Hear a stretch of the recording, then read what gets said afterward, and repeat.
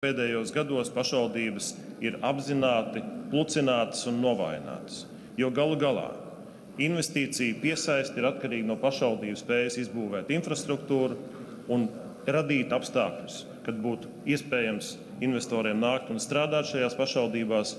Cilvēki paliek dzīvot Latvijā un attiecīgajās pašvaldībās. Ja tur ir sakārtot pilsētvidi un ir patīkami dzīvot, ir pieejami pakalpojumi pilnā apmērā, bērndārs bez rindām, skolas labas un tā tālāk. Tas viss gulstās uz pašvaldību pleciem un ir pašvaldību funkcijas. Tās novājinot, mēs novājinam ne tikai reģionus, bet visu Latviju kopumā. Lai pašvaldības var sagatavoties, tā skaitā visus jautājumus, kas skar mūsu civilo aizsardzību. Mēs redzējām arī šos piemērus, ar ko saskarās Ukraina, tajā brīdī, kad iestājas X stunda. Primāri visas organizēšana sākotnēji balstās taisni uz pašvaldībām. Pašvaldības ir labāki saimnieki nekā valsts.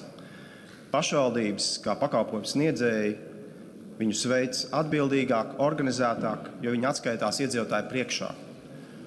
Vēl vairāk, jo vairāk būs tie pakalpojumi, publiskie pakalpojumi, kas ir pašvaldības pārziņā, jo drīzāk viņi atbildīs iedzīvotāju interesēm, jo pašvaldības atšķirībā no valsts puses nevar nekur noslēpties.